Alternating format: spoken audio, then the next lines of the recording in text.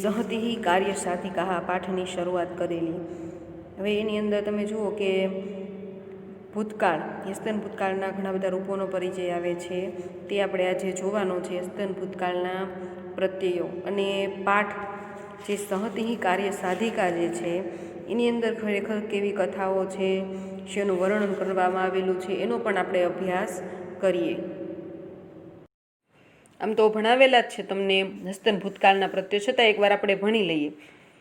યસ્તન ભૂતકાળ પરસ્મૈ પદ, એની અંદર જુઓ શું છે પ્રત્યયો અમ વ મ સ તમ ત ત તામ અન, એ રીતના યાદ રાખવાના છે તમારે। ત્યાર પછી આત્મનેપદના છે ઈ વહી મહી થાહા ઇથામ ધ્વમ ત ઇતામ અંત। આ બંને પ્રત્યયો વ્યવસ્થિત તમે સંસ્કૃતની બુકની અંદર લખી નાખવાના। આ પાઠના પહેલાં લખો તોય વાંધો નહીં।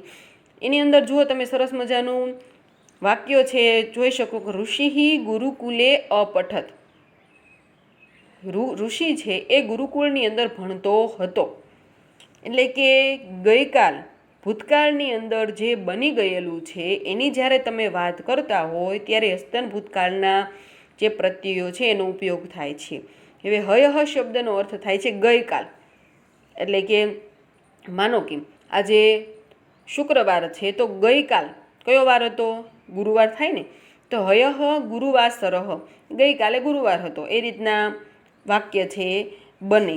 પરહ્યહનો અર્થ થાય છે ગયા પરમ દિવસે, તો બુધવાર થાય, બરાબર। એ રીતના ટૂંકમાં ભૂતકાળવાચક જ્યારે વાક્યો હોય ત્યારે તમને ખાસ યસ્તન ભૂતકાળના પ્રત્યયો વપરાયેલા જોવા મળે। હવે જુઓ યસ્તન ભૂતકાળના રૂપો તમને અહીંયા આપેલા જ છે, ખાસ યાદ રાખી લેવાના। ત્યાર પછી આપણે યસ્તન ભૂતકાળ પ્રમાણે જે રૂપો બનાવેલા છે એ જોઈએ। તો ખાસ એક વસ્તુ યાદ રાખવાની કે જ્યારે યસ્તન ભૂતકાળના પ્રત્યયોનો ઉપયોગ થયેલો હોય ત્યારે અ છે પહેલાં આવેલું હોય, એટલે તમને એટલું તો તમે પહેલાં ઓળખી જ શકો કે આ યસ્તન ભૂતકાળના પ્રત્યયો વપરાયેલા છે। પછી ઓળખવાનું કે કયો પુરુષ છે ને કયું વચન છે, બરાબર। આગળ અ ફરજિયાતપણે આવેલો જ હોય। અહીંયા તમને જો પઠ ધાતુ છે એના હસ્તન ભૂતકાળના રૂપો બનાવવાના કીધેલા છે। પઠ આપણે વર્તમાન કાળમાં પઠના કેમ બનાવ્યા હતા? પઠામી, પઠાવહ, પઠામહ, એ રીતના બનાવ્યા હતા, પરંતુ અહીંયા અલગ રીતના બનશે કારણ કે એના પ્રત્યયો પણ અલગ હોય। તો પરસ્મૈ પદી પઠ ધાતુ છે એના આપણે પરસ્મૈ પદીના પ્રત્યયો છે બનાવવાના છે। પઠ ધાતુ છે પ્રથમ ગણનો છે, એટલે અમ વ મ સ તમ ત ત તામ અન, એ કોઠા પ્રમાણે આપણે પઠ ધાતુ છે એના રૂપો છે બનાવવાના છે। તો શું થશે? અમ છે તો અપઠમ, અ તો પહેલાં આવે જ, એ તમારે લખી નાખવાનું। અપઠમ, અપઠાવ, અપઠામ। ત્યાર પછી છે અપઠહ, અપઠતમ, અપઠત। જો અહીંયા બીજો પુરુષ બહુવચનમાં ત ખોડો નથી અને ત્રીજો પુરુષ એક વચનમાં ત ખોડો છે, આ ખાસ યાદ રાખજો, આવું બહુ એક્ઝામમાં પૂછાય છે। ત્યાર પછી ત્રીજો પુરુષ જે છે અપઠત, અપઠતામ અને અપઠન, ખાસ યાદ રાખજો, રૂપો તમે બનાવો એટલે તમને ખ્યાલ પડી જશે। ત્યાર પછી લભ ધાતુ છે એના આપણે આત્મનેપદના પ્રત્યયો બનાવવાના છે। તો આત્મનેપદના રૂપો છે શું છે કે ઈ અથવા એ બેમાંથી કોઈ પણ એક આવે। ઈ વહી મહી થાહા ઇથામ ધ્વમ ત ઇતામ અંત, ત ઇતામ અંત, એ પ્રમાણે આપણે રૂપો બનાવીએ તો શું થશે? અહીંયા લભ ધાતુમાં અલભે, કારણ કે એનો પ્રયોગ થયો ત્યાં જો અલભે, અલભા વહી, અલભા મહી, અલભ થાહા, અલભે થામ, અલભ ધ્વમ, અલભત, અલભેતામ, અલભંત। ત્યાર પછી નૃત ધાતુ છે એનો અર્થ થાય છે નાચવું, એ ચોથો ગણ છે। તો યસ્તન ભૂતકાળ પરસ્મૈ પદ પ્રમાણે તેના રૂપો બનાવીએ તો જો તમને ગણ જે છે કેટલા છે? 10, પણ આપણે અત્યારે સંસ્કૃતની અંદર કેટલા ગણ ભણવાના આવે છે? 4 ગણના ધાતુઓનો ઉપયોગ થાય, એટલે જો અહીંયા તમને કાઉન્સમાં લભ ધાતુ છે પ્રથમ ગણનો છે, પઠ ધાતુ પ્રથમ ગણનો છે, નૃત ધાતુ છે એ ચોથા ગણનો છે, ત્યાર પછી વિદ ધાતુ છે એ ચોથા ગણનો છે, લિખ ધાતુ છે એ છઠ્ઠા ગણનો છે, એ રીતના આપેલું છે તમને। તો તમને કીધેલું છે કે વિકરણ પ્રત્યય છે એ 4, આપણે જે 4 ગણ ભણવામાં આવે છે એનું, તો 1, 4, 6 ને 10 એ 4 ગણ છે એના ધાતુઓ આપણને ભણવામાં આવે છે. તો પહેલો ગણ છે એનો વિકરણ પ્રત્યય છે અ, પ્રથમ ગણ છે એનો વિકરણ પ્રત્યય છે અ, ચોથો ગણ છે એનો વિકરણ પ્રત્યય છે ય, છઠ્ઠા ગણનો વિકરણ પ્રત્યય છે અ. જ્યારે તમે એના પ્રત્યયો છે એ મૂળ ધાતુ શબ્દ છે એની સાથે લગાવો ત્યારે એનો ઉપયોગ થાય, તમને શીખવાડેલું જ છે. અને 10મા ગણ છે એનો પ્રત્યય છે અય, ખાસ યાદ રાખજો. ત્યાર પછી જો હવે ચોથા ગણનું બનાવવાનું છે. ચોથા ગણનું વિકરણ પ્રત્યય શું છે? ય છે. તો અહીંયા નૃત્ય શબ્દ છે તો અનૃત્યમ, નૃત ધાતુમાં ય છે એ ચોથા ગણનો વિકરણ પ્રત્યય છે એટલે ત્યાં ય લાગે છે. જો અનૃત્યમ, અનૃત્યાવહ, અનૃત્યામ, અનૃત્યમ, અનૃત્યાવ, અનૃત્યામ, અનૃત્યહ, અનૃત્યમ, અનૃત્યત. કારણ કે ચોથો ગણ છે એટલે વિકરણ પ્રત્યય ય આવ્યો. અનૃત્યત, અનૃત્યતામ, અનૃત્યન એ પરસ્મય પદના છે. ત્યાર પછી વિદ, વિદ શબ્દનો અર્થ થાય છે હોવું અથવા થવું. ચોથો ગણ હસ્તન ભૂતકાળ આત્મનેપદ, આત્મનેપદના બનાવેલા છે રૂપે, ખાસ યાદ રાખવાનું. ત્યાર પછી જો ચોથો ગણ આત્મનેપદ, એમાં પણ જો અવિધ્યે દ છે એની અંદર ય ભેળ્યો એટલે દ ને ય ધ્ય થઈ ગયો. ચોથા ગણનો વિકરણ પ્રત્યય ય છે એના માટે થઈને ઘણાને પ્રશ્નો થાય કે આમાં અવિધ્યે શબ્દ કેવી રીતના બન્યો. તો ચોથો ગણ છે એનો વિકરણ પ્રત્યય ય છે એટલે અહીંયા વિદ દ શબ્દની અંદર ય ભેળો એટલે વિધ્ય શબ્દ થઈ ગયો અને એનો વિકરણ પ્રત્યય યને સ્થાને. અને આપણે અહીંયા શું છે? ઉત્તમ પુરુષ પહેલો પુરુષની અંદર એક વચન ઈ અથવા એ, તો અહીંયા શું ભળે છે? એ, એટલે થાય છે અવિધ્યે, અવિદ્યાવહી, અવિદ્યામહી, અવિદ્યથા, અવિદ્યેથામ, અવિદ્યધ્વમ, અવિદ્યત, અવિદ્યેતામ અને અવિદ્યંત. ત્યાર પછી લીખ ધાતુ છે છઠ્ઠા ગણનો છે. છઠ્ઠા ગણનો વિકરણ પ્રત્યય શું છે? અ. એ પરસ્મય પદ પ્રમાણે એનું આપણે રૂપાખ્યાન બનાવવાના છે. તો અલિખમ, અલિખાવ અને અલિખામ, અલિખહ, અલિખતમ, અલિખત, અલિખત, અલિખતામ, અલિખન. ખાસ યાદ રાખજો. ધીમે ધીમે શાંતિથી પેલા રૂપો પાકા કરજો. જેનો કોઠો છે તે પરસ્મય પદના આદમાની પદના મૂળ પ્રત્યયો. ત્યાર પછી તમારે તમારી બુકની અંદર આ બધા છે પહેલાં સમજીને યાદ રાખી લેવાના. ત્યાર પછી મોઢે ટ્રાય કરજો એટલે કંઈ પણ ભૂલ પડે પેલા રફ બુકમાં લખવાના. ત્યાર પછી ભૂલ ન પડે તો આપણે પાકી બુકમાં લખી નાખવાના. એટલે ખાસ યાદ રાખવાનું. આ રીતના તમને મિલ ધાતુ છે છઠ્ઠા ગણની. ત્યાર પછી કથ 10મા ગણની ધાતુ છે એટલે કથ 10મો ગણ છે એમાં તમે પરસ્મય પદ અને આત્મનેય પદ બેના રૂપો બનાવી શકો છો. અને મિલ ધાતુ છે એટલે કે મળવું અને કથ છે એટલે કહેવું. તો મિલ ધાતુનો અર્થ થાય છે મળવું, એ છઠ્ઠા ગણનો છે. એના તમારે આત્મનેય પદના પ્રત્યયો છે બનાવવાના છે. કથ ધાતુના પરસ્મય પદ અને આત્મનેય પદ બંને બનાવવાના.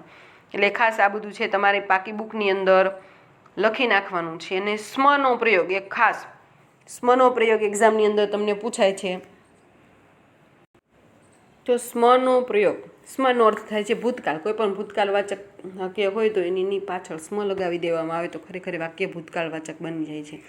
આની અંદર શું કરવાનું છે તમારે? તો કે સંસ્કૃત ભાષામાં ભૂતકાળની ક્રિયાને કહેવા માટે એક વિશેષ વ્યવસ્થા પણ છે.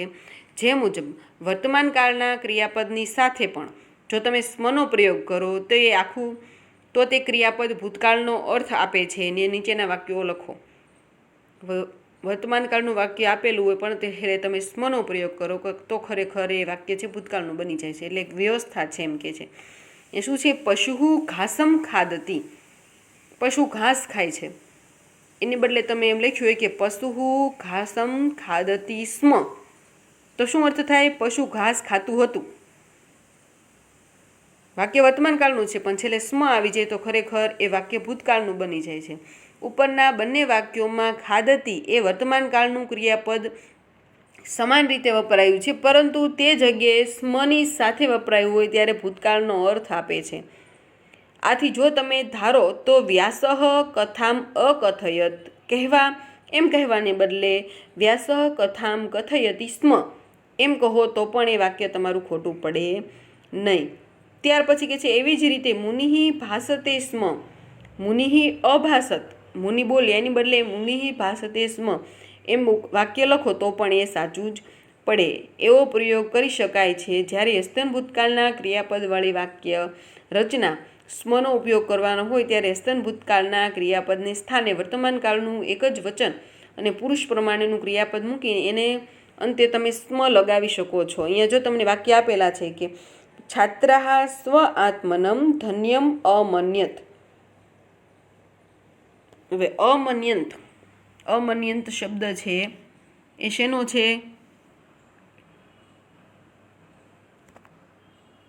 અમન્યંત શબ્દ છે એ હસ્તન ભૂતકાળ આત્મનેપદ બહુવચનનો છે, ત્રીજો પુરુષ બહુવચનનો છે. એના રૂપો ખાસ યાદ રાખવાના તો તમને યાદ રહે. જો અંત શબ્દ છે, બરાબર, હસ્તન ભૂતકાળ આત્મનેપદના પ્રત્યયો છે, એમાં ત્રીજો પુરુષ બહુવચન અંત છે જે અહીંયા લાગેલો છે. છાત્રાઃ સ્વ આત્મનમ ધન્યમ અમન્યંત માનતા હતા. અમન્યંત શબ્દ છે શેનો છે? વર્તમાન કાળ હસ્તન ભૂતકાળ આત્મનેપદ ત્રીજો પુરુષ બહુવચનનો છે. તો એની બદલે તમારે ત્યાં શું મૂકવું પડે? વર્તમાન કાળ આત્મનેપદ ત્રીજો પુરુષ બહુવચનનું જે શબ્દ હોય એ ત્યાં મૂકવું પડે. તો એ શું છે? અંતે શબ્દ છે એ વર્તમાન કાળ આત્મનેપદ ત્રીજો પુરુષ બહુવચનનો અંતે શબ્દ આવે તો ત્યાં તમારે મૂકવાનું કે છાત્રાઃ સ્વ આત્મનમ ધન્યમ મન્યન્તે સ્મ. સ્મના પ્રયોગની અંદર ખાસ તમારે શું કરવાનું છે કે તમને આ વાક્ય પહેલું આપેલું છે છાત્રાઃ સ્વ આત્મનમ ધન્યમ અમન્યત.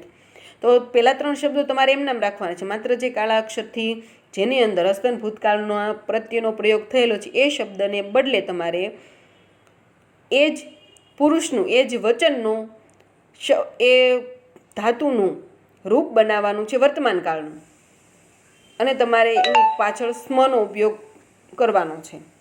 સમજાણું? ત્યાર પછી બીજું ઉદાહરણ છે કે સ્કંદ સ્વામી અત્ર એવ અવસત. અવસત શબ્દ છે. અવસત ક્યાંનો છે? તો હસ્તન ભૂતકાળ પરસ્મય પદ ત્રીજો પુરુષ એક વચનનો છે. જો ખોડો ત છે એટલે ત્રીજો પુરુષ એક વચન છે. તો એના બદલે તમારે શું કરવાનું? વર્તમાન કાળ પરસ્મય પદ ત્રીજો પુરુષ એક વચનનું રૂપ બનાવવાનું કથ ધાતુનું. જે વિભક્તિ જે પુરુષ અને જે વચનમાં હોય એ જ પુરુષ અને વચન તમારે વર્તમાન કાળનું લેવાનું. તો એટલે અહીંયા છે સ્કંદ સ્વામી અત્ર એવ વસતી સ્મ.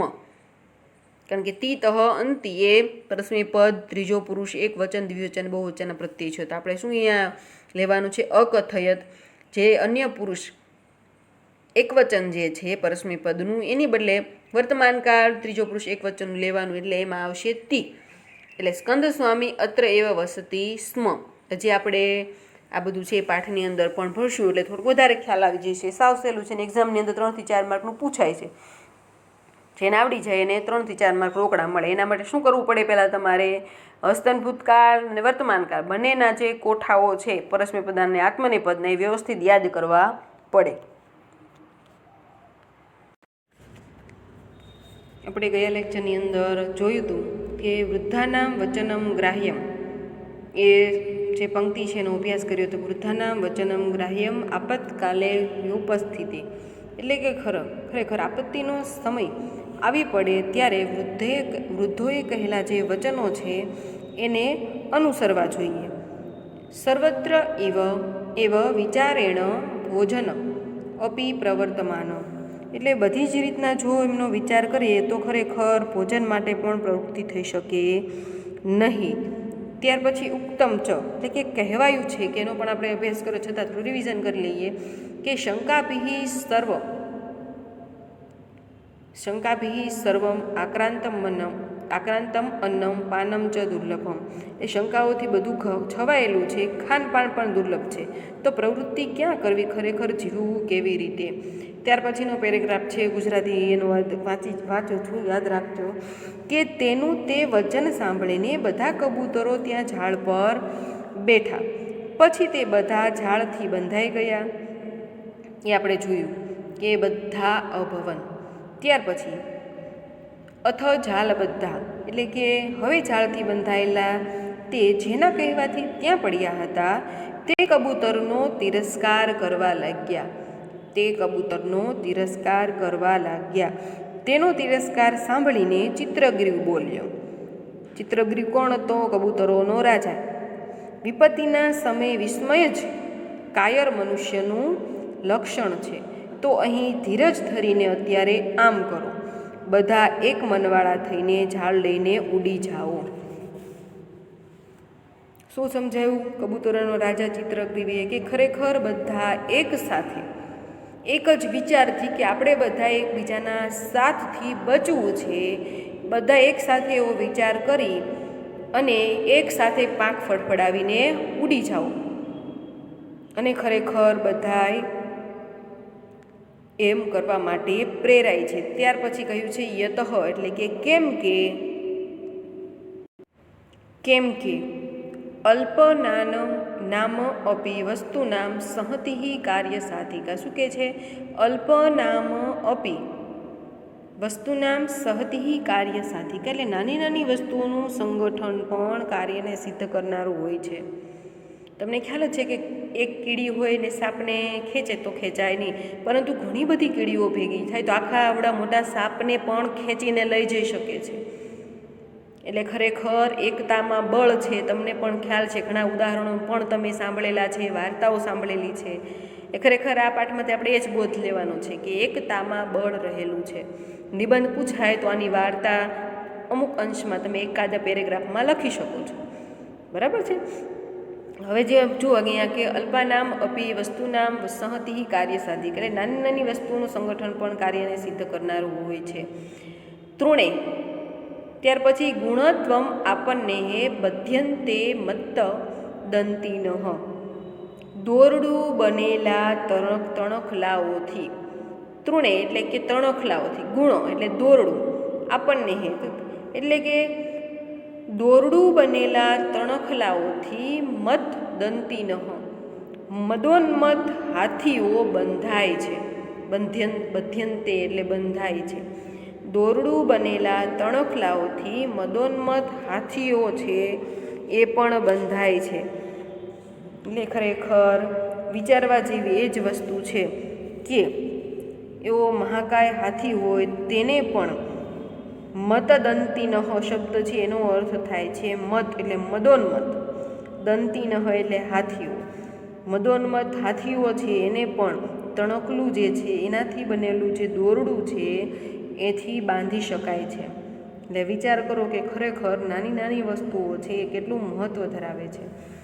ઘણી વખત એવું થાય, નાના નાના બાળકો એ પણ ઘણી વખત કંઈક મહત્ત્વની વાતો છે, મહત્ત્વનો ઉપદેશ આપણને આપી જતા હોય છે. એટલે ખરેખર અહીંયા એ જ કહેવાનું છે કે નાની નાની વસ્તુઓનું સંગઠન પણ કાર્યને સિદ્ધ કરનારું હોય છે. દોરડું બનેલા તણખલાઓથી મદોન્મત હાથીઓ છે એ બંધાય છે. હવે ત્યાર પછી એ છેલ્લો પેરેગ્રાફ છે, આપણે જોઈએ કે ઇતિ વિચિંત્ય સર્વે કપોતાઃ ઝાલમ આદાય ઉપસ્થિતાઃ. ઝાલમ આદાય એટલે ઝાડ લઈને, ઝાલમ આદાય છે એટલે ય શબ્દ આવેલો છે તો સંબંધક ભૂત કૃદંત એ આપણે જોયું હતું. બરાબર? ઇતિ વિચિંત્ય એટલે કે એમ વિચારીને સર્વે કપોતાઃ બધા કબૂતરો ઝાલમ આદાય ઉત્પતિતાઃ ઝાડ લઈને ઉડ્યા. તતઃ સ વ્યાઘ તાન ઝાલામ ઉપહારકાન અવલોક્ય. શું કહે છે? પછી તે પારધી ઝાડને લઈને જનારા તેમને જોઈને પાછળ દોડ્યો. તતઃ સ વ્યાઘ તાન ઝાલ અપહારકાન અવલોક્ય પશ્ચાત ધાવતી. પશ્ચાત ધાવતી એટલે પાછળ દોડે છે. પછી તે વ્યાઘ એટલે કે પારધી અથવા શિકારી તે ઝાડને લઈને જનારા તેમની પાછળ દોડ્યો. પરંતુ તાન સુદૂરમ ગતાન દૃષ્ટવા વ્યાઘ પ્રતિનિવૃત્ત. પ્રતિનિવૃત્ત શબ્દનો અર્થ થાય પાછો આવ્યો. પરંતુ તાન સુદૂર તેમને બહુ દૂર ગયેલા, સુદૂરમ ગતાન દૃષ્ટવા તેમને ખૂબ જ દૂર ગયેલા જોઈને, કારણ કે એ ઉડી શકે એટલે આપણે ઝડપથી દોડી શકીએ નહીં, પરંતુ તેમને સુદૂર ગયેલા જોઈને પારધી છે પાછો વળ્યો. ત્યાર પછી શું કહે છે કે લુબ્ધકમ નિવૃત્તમ દૃષ્ટવા ચિત્રગ્રીવ અવદત. લુબ્ધકમ શબ્દનો અર્થ થાય છે લુબ્ધકમ શબ્દ છે એનો અર્થ પણ શિકારી અથવા પારધી થાય છે. એટલે શબ્દાર્થ યાદ રાખજો. વ્યાઘમ, લુબ્ધકમ. લુબ્ધકમ એટલે લૂચો નહીં, પણ શું થાય? લુબ્ધકમ શબ્દનો અર્થ થાય છે શિકારી અથવા પારધી. ફરી આપણે વાક્યનું ગુજરાતી જોઈએ કે લુબ્ધકમ નિવૃત્તમ દ્રષ્ટવા. પારધીને પાછો ફરેલો જોઈને, લુબ્ધકમ નિવૃત્તમ દ્રષ્ટવા, પારધીને પાછો ફરેલો જોઈને ચિત્રગ્રીવ અવદત, ચિત્રગ્રીવે કહ્યું હતું, ચિત્રગ્રીવ બોલ્યા, હિરણ્યક નામકસ્ય મમ મિત્રસ્ય મૂષકરાજસ્ય સમીપે વયમ ગચ્છામઃ. હિરણ્યક નામના મમ મિત્રસ્ય મારા મિત્ર મૂષકરાજસ્ય સમીપે, મૂષકરાજની પાસે વયમ ગચ્છામઃ આપણે જઈએ. મારા મિત્ર હિરણ્યક નામના મૂષકરાજ એટલે કે ઉંદરોનો રાજા જે છે તે, મૂષક એટલે ઉંદર, એની પાસે આપણે જઈએ. ચિત્રગ્રીવસ્ય મિત્રેણ મૂષકરાજેન સ્વકીયે તીક્ષ્ણે દંતે સર્વેષાં બંધનાની છિન્નાની. ચિત્રગ્રીવના મિત્રે, મૂષકરાજ ચિત્રગ્રીવનો મિત્ર છે એ ઉંદરોનો રાજા, એણે સ્વકીયે પોતાના તીક્ષ્ણે દંતે, પોતાના તીક્ષ્ણ દાંત વડે સર્વેષામ બધાના, બંધનાની છિન્નાની, બધાના બંધનો છે એ કાપી નાખ્યા, એટલે બધાને બંધનોથી મુક્ત કર્યા. હવે જુઓ અહીંયા છે મિત્રેણ, ત્રીજી વિભક્તિ એક વચન. ત્યાર પછી છે ચિત્રગ્રીવસ્ય, स्य હોય તો છઠ્ઠી વિભક્તિ એક વચન થાય, ચિત્રગ્રીવસ્ય. ત્યાર પછી છે સ્વકીય, કઈ વિભક્તિ થશે? જો વિભક્તિ તમને ભણાવી દીધેલી છે એટલે ખાસ યાદ રાખજો. તીક્ષ્ણે દંતે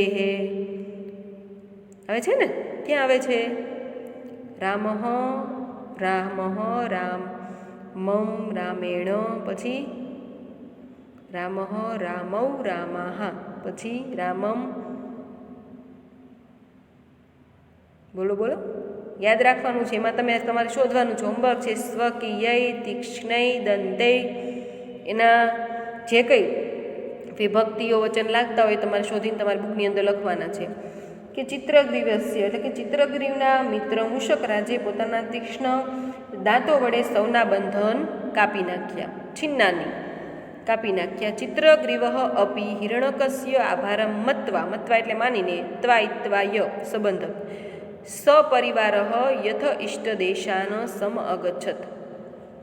શું કહે છે? ચિત્રગ્રીવ પણ હિરણ્યકનો આભાર માનીને પરિવાર સાથે મન ચાહેલા, યથ ઇષ્ટદેશાન એટલે કે મન ચાહેલા સ્થળે જતો રહ્યો. આ રીતે આપણો પાઠ છે પૂર્ણ થાય છે. આ પાઠ પૂર્ણ થયા પછી એનો સ્વાધ્યાય છે એ ખાસ આપણે જોવાનો છે. હવે સ્વાધ્યાયની અંદર જે કંઈ પ્રશ્નો છે એ ખાસ યાદ કરીને તમારે લખવાના છે. પ્રશ્ન હશે કે પ્રભાત કાલે વાયસઃ કમ અપશ્યત, તો કોને જોયો? તો વ્યાઘ્રમ એટલે કે શિકારીને. ત્યાર પછી પ્રશ્ન હોય કે ગગને કહ સપરિવાર વ્યસર્પત, કોણ જતું હતું પરિવારની સાથે? તો ચિત્રગ્રીવ. પછી વિપત્કાલે કિમ કરણીયમ, વિપત્તિના સમય શું કરવું જોઈએ? તો ધૈર્યસ્ય અવલંબન. તૃણેહે ગુણ ત્વમ આપન્નેહે કે બધ્યંતે, તો મતદંતી નઃ એટલે કે મદોન્મત હાથીને પણ ત્રણખલાના દોરડા વડે બાંધી શકાય છે. મૂષકરાજેન કેન કપોતાના બંધનાની છિન્નાની, તો દંતે દાંત વડે. સહ તીક્ષ્ણે દંતે ઝાલમ ખાલી જગ્યા પ્રાયતત, તો છેત્તું. વયમ ઇતિ પદસ્ય એક વચનમ કિમ, વયમનું શું થાય? અહમ આવામ, વયમ એટલે અહમ થાય. એટલે એ રીતે તમારે સ્વાધ્યાય છે કરવાનો છે. પાછી એક એક વાક્યમાં પ્રશ્ન જવાબ પણ હશે, એ પણ તમારે પાઠની અંદરથી તમને મળી જશે. ત્યાર પછી પ્રશ્નાર્થવાચક શબ્દ હશે. કદા, કેન, કસ્ય, કમ, કિમ, કૃત્વા, કુત્ર, કિમ. એટલે આ બધા પ્રશ્નોના જવાબ જે છે એ પણ તમારે વ્યવસ્થિત તમારી બુકની અંદર શોધીને લખવાના છે. ત્યાર પછી કદાચ ઘટનાક્રમ અનુસાર એ સ્વાધ્યાય પણ હોય, એટલે વ્યવસ્થિત તમારે તમારો સ્વાધ્યાય છે એ લખી કાઢવાનો છે.